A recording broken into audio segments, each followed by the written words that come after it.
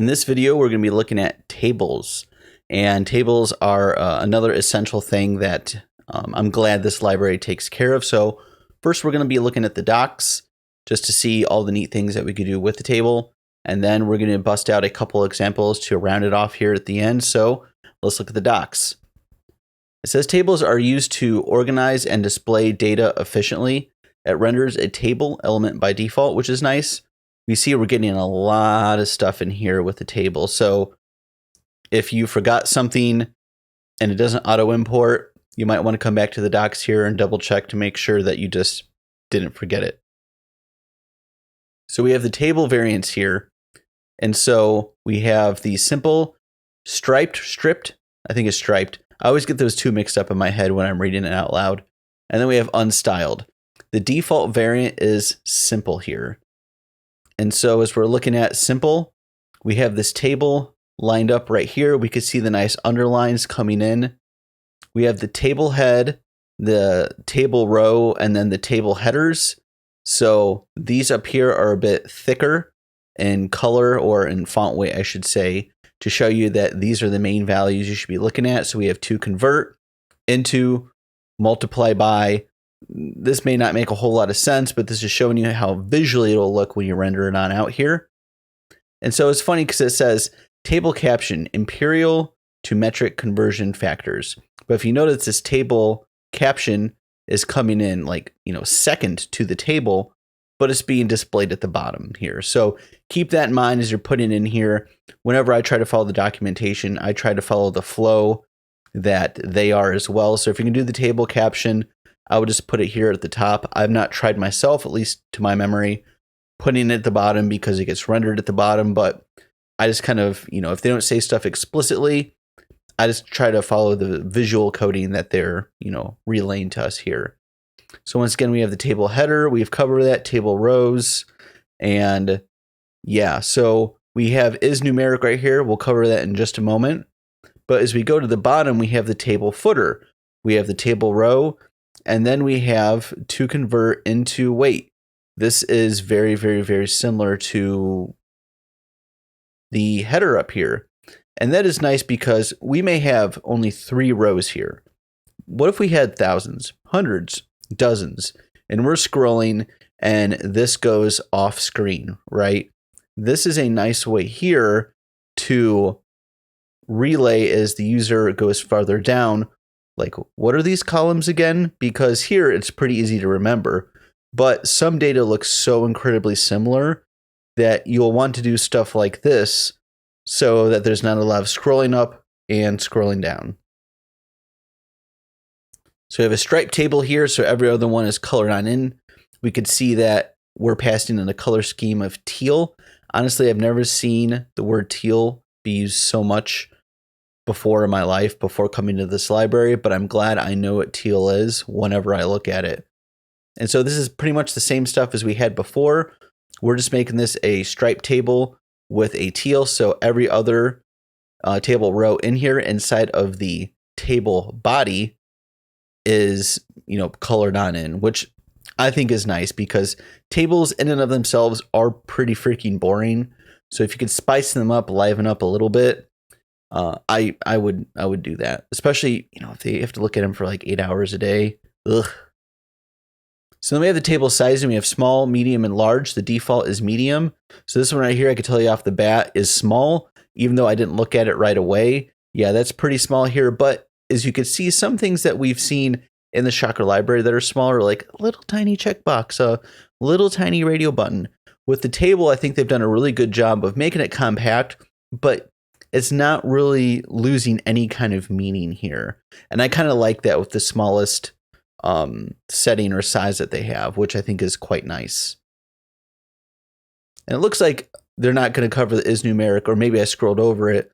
But is numeric is a way of describing the data and just saying that this information right here is going to be a number. So yeah, down here we have the props, and we could talk about this all day long, but you know what? Let's just get in and start coding. All right, so let's go and make a basic table. And what we're going to do is just make like I said, a table. I think we all know what that looks like.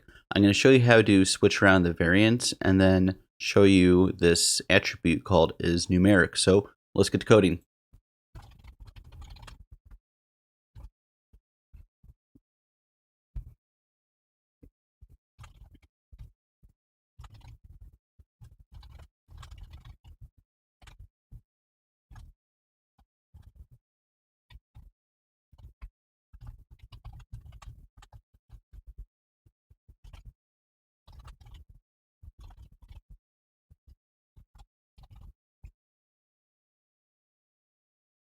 So before we continue, let's stop and look at this. So we have our table right here. Let me space out the stuff from the box just so we could focus on these items here. So we have our table caption, which is how much food I ate this week, which is coming down in here. So it's right below. And that seems maybe a bit counterintuitive because it's at the top here, but that's just how this library sorts it out. Plus, it makes sense. Most of the labeling I see is on the bottom with other legend and helpful information. So we have the table header up here. We have food item, days of the week, and in pounds. I guess I'm showing you all how much I eat. And let's go ahead and make the table body and then flush this out and then work on using the variants and showing you isNumeric.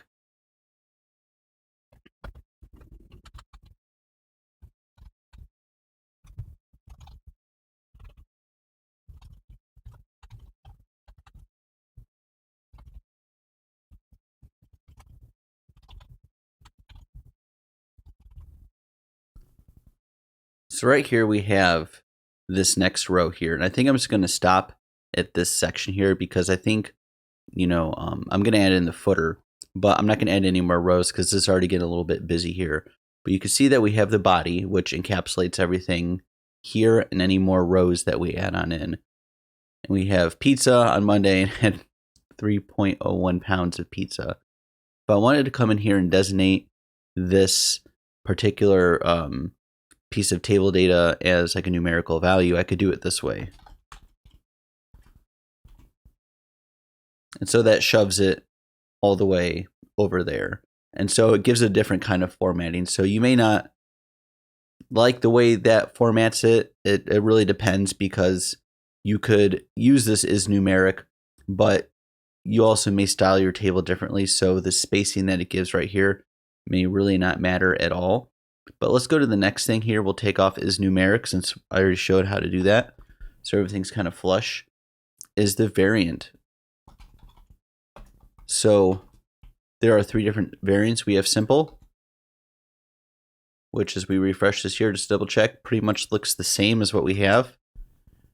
We have striped. And so we have this right here. Let's go ahead and add another table row.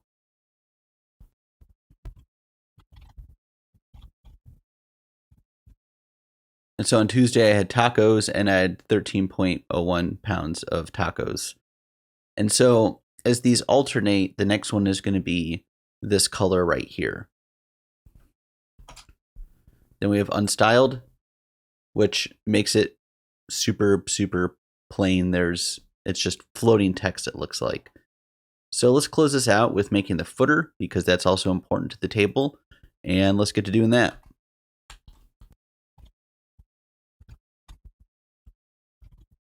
And so what we have right here, and let's switch this back to striped. So we have the food item here and we have this footer, and what we're essentially doing is putting table headers down below. And why would we do that if we only have 2 rows? Well, that may not make sense, right? But say you have like a crap load of data you're pulling on in. You're sorting it, shuffling it around. Sometimes when you scroll down, these things disappear. And that really sucks, like really bad. And you may forget what row is what. Now you're like, oh, tacos Tuesday, 13.1 pounds. But if you're dealing with user IDs, tokens, other generated junk, a lot of columns start looking the exact same. And so when you do something nice like this for your end user, which could be you or it could be a business partner, this really helps out with the reading and remembering like what is what on the table, because some of the identifiers may just scroll straight out of view. So This is how you make a basic table. And in the next section, what we're going to do is pretty much just this, but we're going to show you the size variant so we could switch it up and take a quick break. Alrighty, now that we're back, what we're going to do is keep everything the same so there's no more typing or any of that. But I'm going to show you how to work with the size and how it changes the table. So we have small, which tightens it up a lot more, which still I think is pretty readable. If you were to go with the like the basic layout or where there's no styling, I think it's called unstyled. I have a very bad short-term memory. It would be kind of hard, right? So if we went into here and we did unstyled, like that kind of looks like ass right there. Especially if you add more and more and more, it's, you may have use cases for it, but anything you can do to add more meaning and make the eyes scroll easier through the stuff, the better. We have medium, which is actually pretty decently sized. This will probably work for most cases. And then large, which is a little bit bigger than medium. It may be a bit overkill, but you may have some users that, they may want to click a button to make the table bigger because they're just eyesight isn't as good. But yeah, this is how you work with size and a table. If you like this stuff, like, share, subscribe. I love doing it. And I just love sharing knowledge, learning stuff, and handing it out for free. And hope to see y'all in the next video.